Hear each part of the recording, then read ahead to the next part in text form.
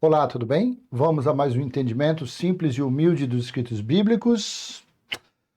Quando realmente aconteceu a grande salvação e do que fomos salvos? Eu vou me colocar nessa situação apenas para contextualização, tá?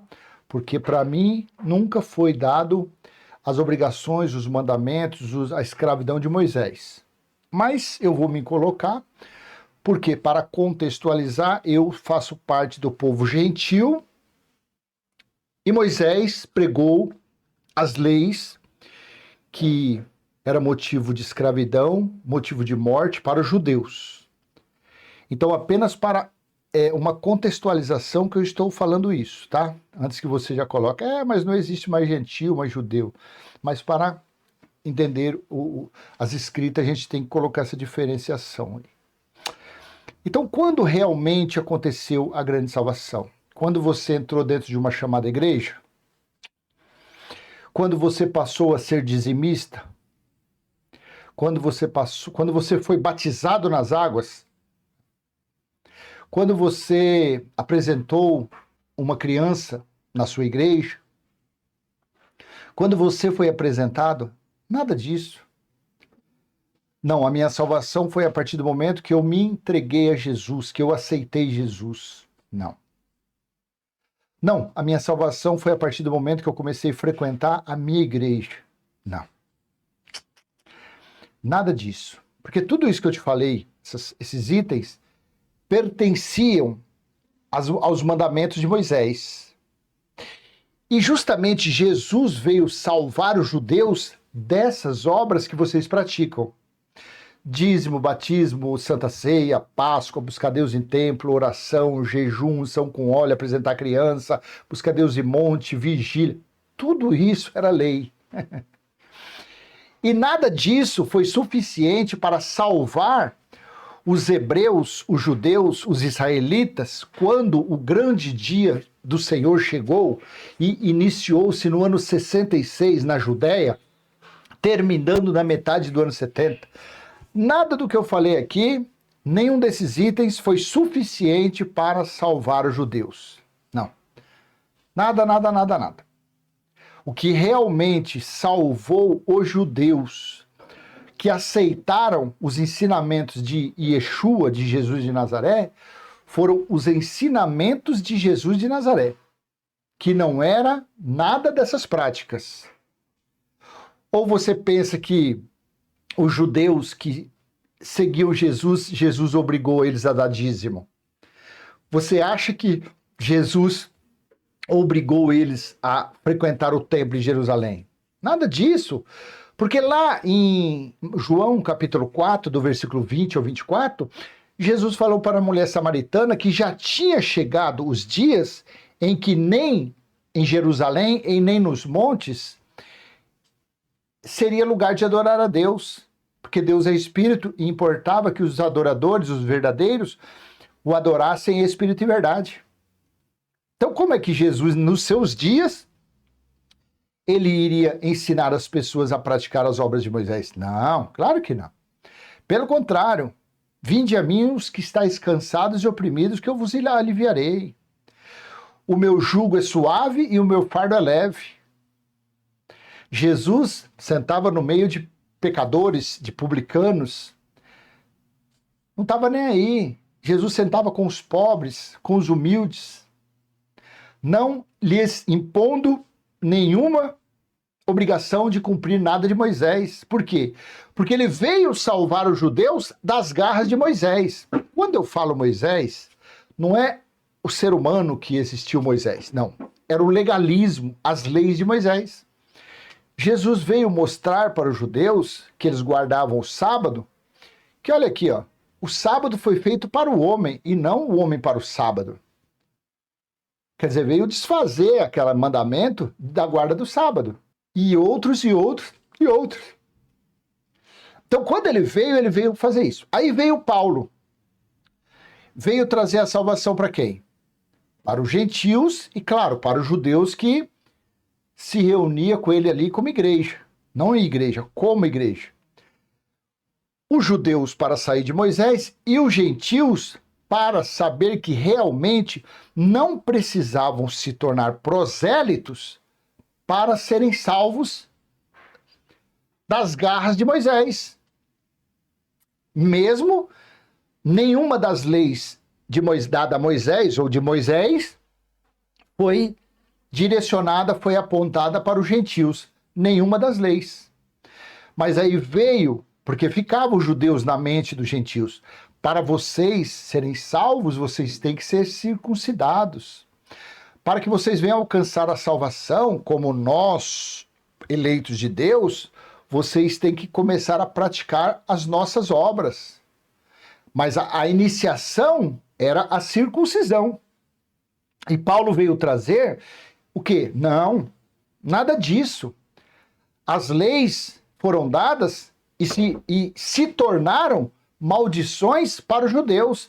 Aí vocês, gentios, que não recebeu nenhuma dessas leis, vocês vão querer praticar as leis de maldição? Não, não façam isso. Porque a mim foi revelado a revelação, o mistério, que Cristo também é dos gentios. Opa! Então foi para isso. Então foi salvar a mente dos gentios para não praticar as obras de Moisés, para não se tornar um prosélito.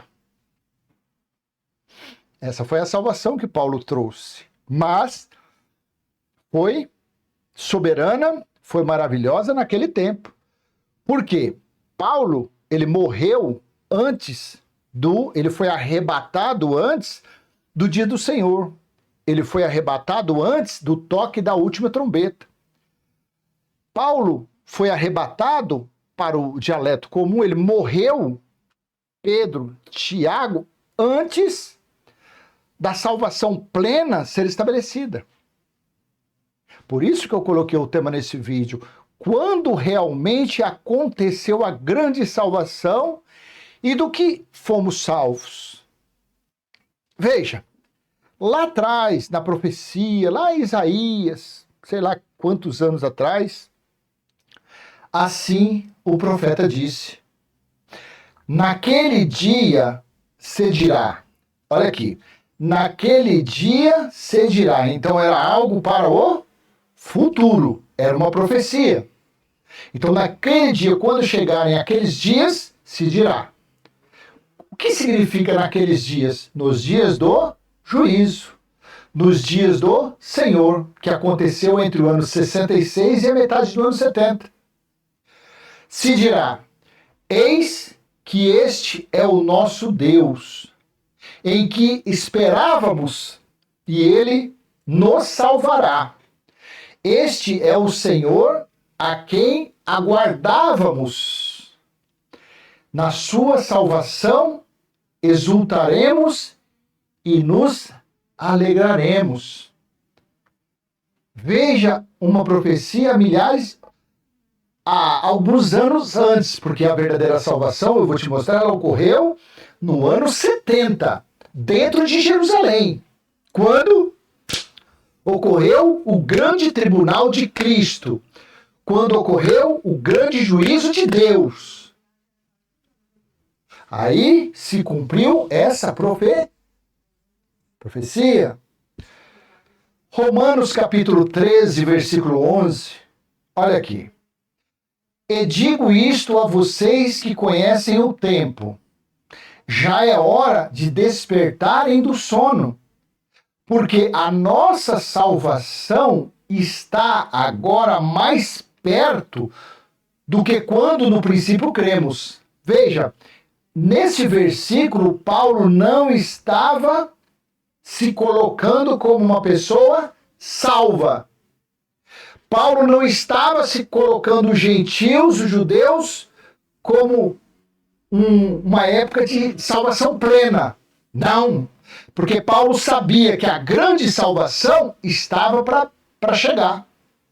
Ali, os que estavam se reunindo como igreja, os que estavam se tornando cristãos, eles estavam sendo salvos na mente. Porque o império da morte, o império das trevas, estava de pé. Qual era o símbolo maior desse império? O templo. O templo estava de pé dentro de Jerusalém. Nesses dias aqui, sabe lá que ano que foi? Vamos colocar entre o ano 50 e o ano 64, 65, 66. A grande salvação não tinha acontecido ainda, o cara pálida. Cabeça de minhoca. Não. E digo isso a vocês que conhecem o tempo, que conheceram o que Jesus falou aos discípulos. Não passaria aquela geração sem que tudo acontecesse. Aqueles que conheceram as profecias de Daniel, principalmente Daniel capítulo 9, versículo 24, as 70 semanas de Daniel.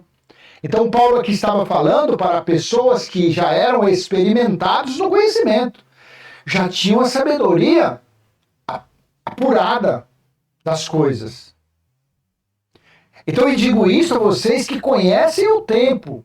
Já é hora de despertarem do sono, porque a nossa salvação está agora mais perto do que quando no princípio cremos.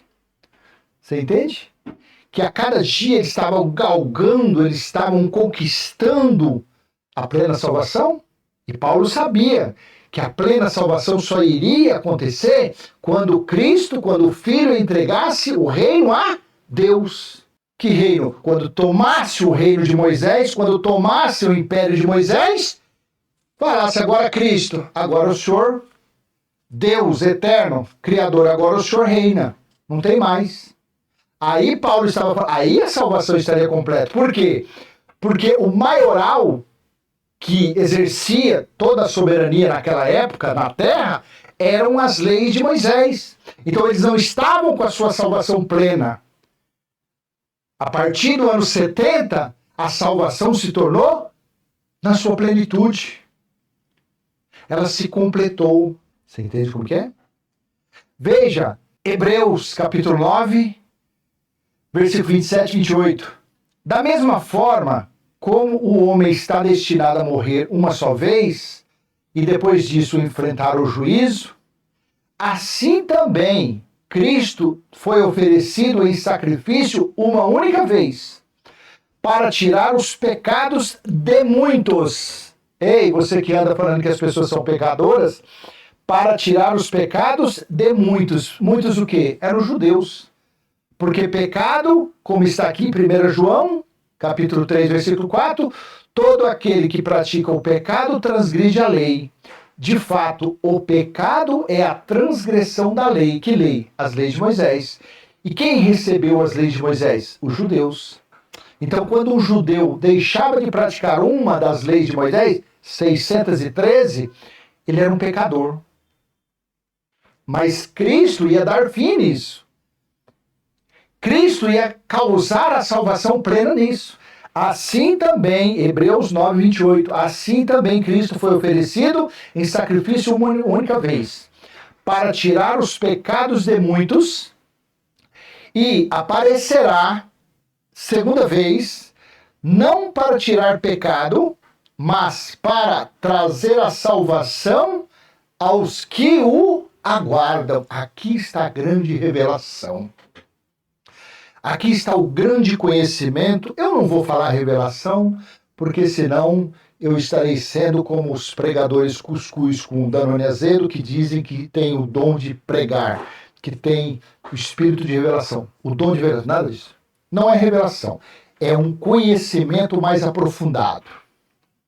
Eu prefiro colocar, graças a Deus, nós estamos tendo esse conhecimento um pouco mais afinado, um pouco mais genuíno. Preste atenção.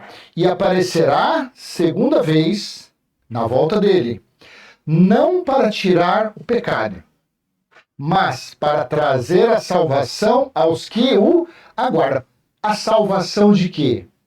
A salvação da escravidão, a salvação dos mandamentos, a salvação do aprisionamento de Moisés.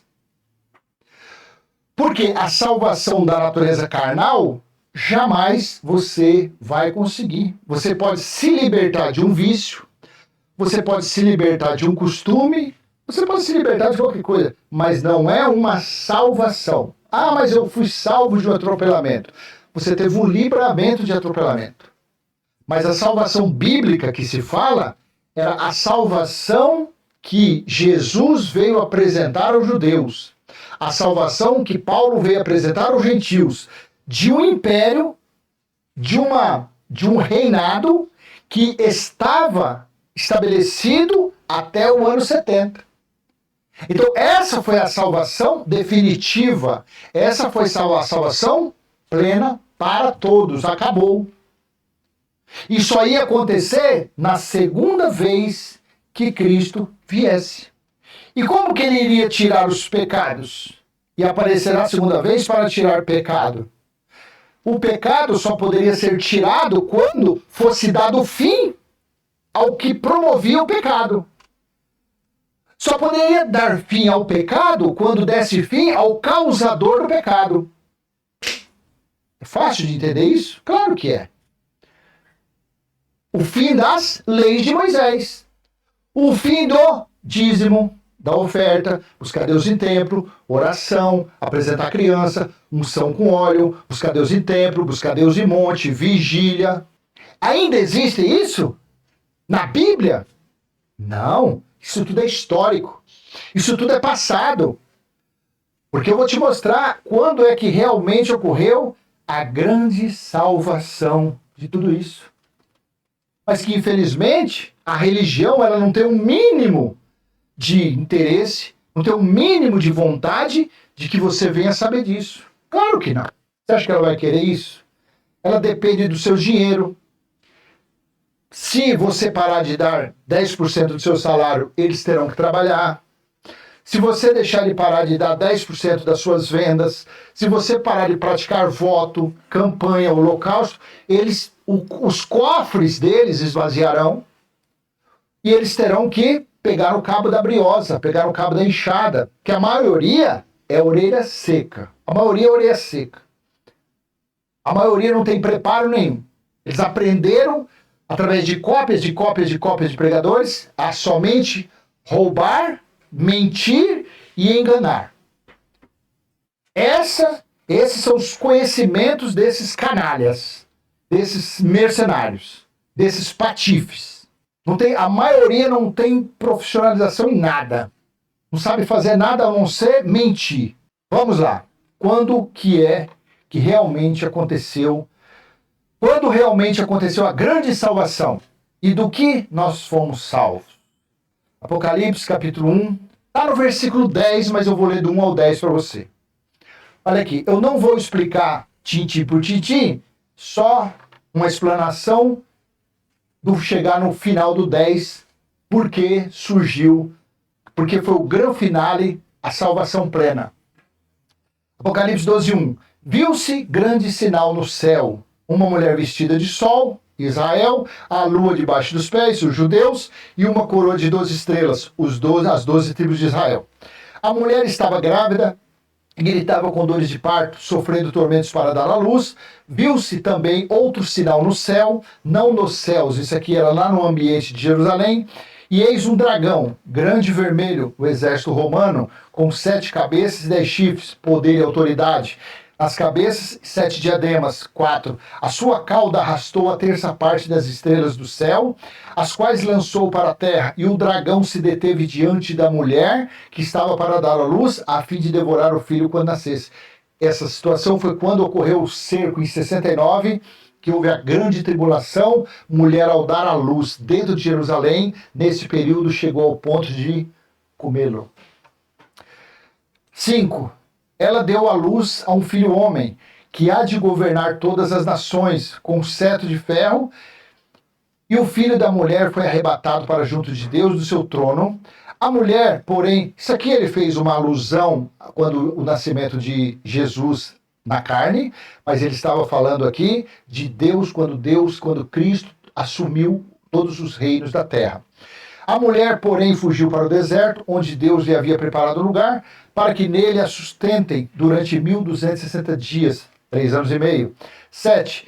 Então estourou a guerra no céu. Miguel e os seus anjos lutaram contra o dragão. Esse dragão mudou de posição.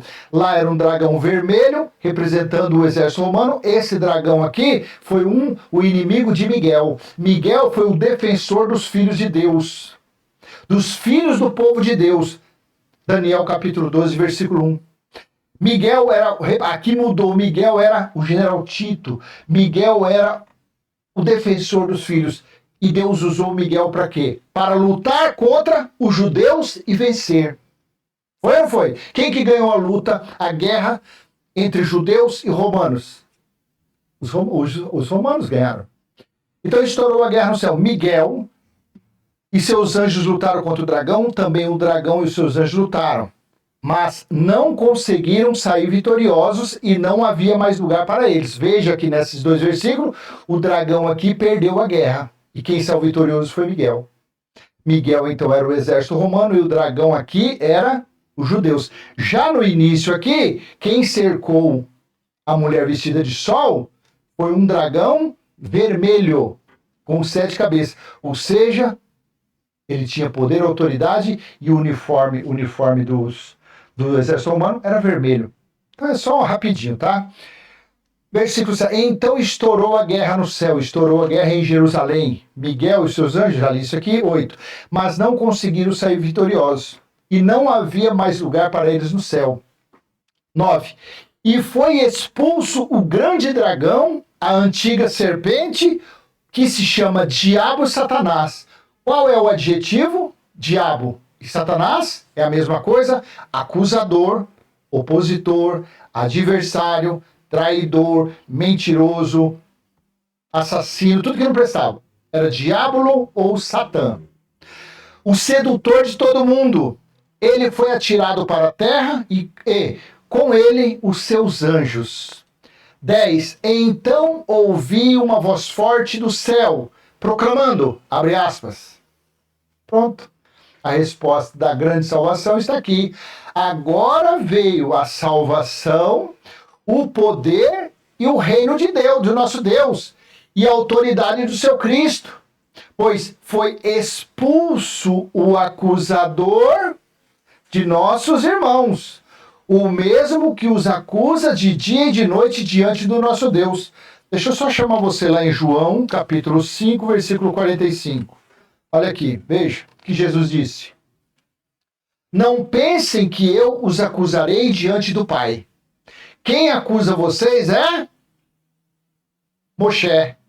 Quem acusa vocês é o diabo. Quem acusa vocês é o Satã, em que puseram a sua esperança. Os judeus não confiavam em Moisés? Os judeus não seguiam a cartilha, os mandamentos, os preceitos de Moisés? Não era com esses preceitos e mandamentos que eles condenavam as pessoas? Não foi através dos mandamentos de Moisés que eles condenaram Jesus à morte?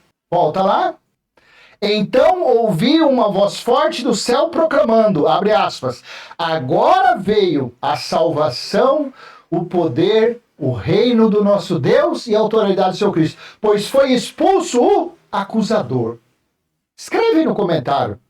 Acusador é o mesmo que Moisés.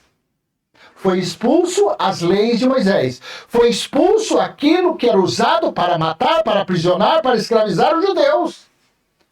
Porque o juízo do Apocalipse foi somente para as 12 tribos, para a grande prostituta Israel. Pois foi expulso o acusador de nossos irmãos, o mesmo que os acusa de dia e de noite, diante do nosso Deus. Pronto. Está a resposta, simplesmente assim. Quando realmente aconteceu a grande salvação? E do que fomos salvos? Coloquei esse fomos aí só para acrescentar. Mas, na verdade, a grande salvação veio para aqueles que estavam subjugados, estavam debaixo de mandamentos, de escravidão, de morte. Tanto que eu vou colocar aqui, ó, Hebreus capítulo 2, versículo 14 e 15. Veja, quem era esse diabo? Quem era Moisés? Veja o que ele aprontava. Olha aqui, ó. Visto, pois, que os filhos têm participação comum de carne e sangue, também Jesus igualmente participou dessas coisas para que por sua morte destruísse aquele que tem o poder da morte, a saber, o diabo. Veja, o diabo matava. Através do quê? E também, além da morte, o que o diabo fazia? Ele livrasse todos os que, pelo pavor da morte, estavam sujeitos à escravidão por toda a vida. Hã? O que as leis de Moisés faziam? Acusava, e dependendo do tipo de acusação, a pessoa era morta pendurada, apedrejado, apaulada, sei lá de que forma que era. Pronto. Então a grande salvação aconteceu durante o dia do Senhor, do grande julgamento que ocorreu entre 66 e a metade do ano 70. E que o símbolo maior, o símbolo de Moisés, caiu exatamente perto do meio do ano de 70, que foi o templo. E do templo não sobrou nem os alicerces. Era o principal símbolo do legalismo de Moisés. Era a coisa mais preciosa que os judeus tinham, que foi derrubado. Ele não foi só profanado, porque o general Tito colocou o seu antítipo, o seu busto, em uma ala do templo.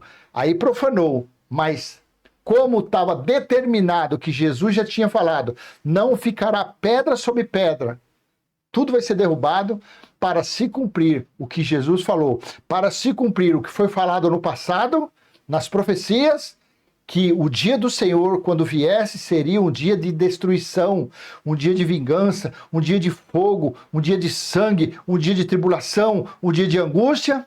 Chegou pronto. O grande finale, onde ocorreu a grande destruição do símbolo maior do acusador, do símbolo maior do diabo e do Satanás, que nunca foi anjo caído, que nunca foi espírito do mal, nada disso. Sempre foi usado como adjetivo para acusador, opositor, adversário, traidor, inimigo, mentiroso. Então, no dialeto deles, eles usavam isso aí, tá bom? Então, foi nessa época que acabou. Já vai fazer 2000 anos que a grande salvação chegou. Mas que, infelizmente, a teologia não alcançou ainda esse entendimento. A teologia não alcançou ainda essa grande conquista. E fica por aí, mentindo, escravizando as pessoas, colocando fardo pesado, colocando jugo pesado, colocando obrigações, colocando escravidão, humilhando as pessoas, colocando opressão, roubando as pessoas que vão nesses lugares chamados igreja. Tudo se cumpriu. O reino de Cristo foi estabelecido. A 7ª trombeta foi tocada, Apocalipse 11:15. E Apocalipse 21:3, eis o tabernáculo de Deus com os seres humanos, onde o próprio Deus habitará. O templo de Deus é espiritual, está nas pessoas, a Nova Jerusalém espiritual está nas pessoas, e o próprio Deus está nas pessoas. Na natureza carnal, na alma? Não, no entendimento. No espírito, quando você aceita, quando você confessa, quando você vive o evangelho eterno, então você começa a fazer parte dessa grande salvação. Você começa a desfrutar do reino perfeito e santo e puro e imaculado de Cristo na sua mente, tá bom? Então vou encerrar agora e peço humildemente, se possível for, que você venha curtir, comenta, compartilha, se inscreva, ative o sininho. Se você tiver qualquer dúvida, coloque no comentário. Na medida do possível, estarei respondendo, tá bom? E vamos em frente, falando sempre e somente do Evangelho Eterno. O Evangelho Eterno, quando você conhece os 66 livros da Bíblia. Você consegue entender que tudo se cumpriu. Então não é que você, a partir do momento que você começa a viver o Evangelho Eterno, você se torna um ateu. Pelo contrário. Você é uma pessoa mais crente, mais fiel a Deus que todos. Porque você realmente começa a falar do que realmente é necessário, do que realmente é verídico, do que realmente é verdade. As fábulas, os mitos, essa história de pra boi dormir, fica tudo para trás, tá bom? Tchau.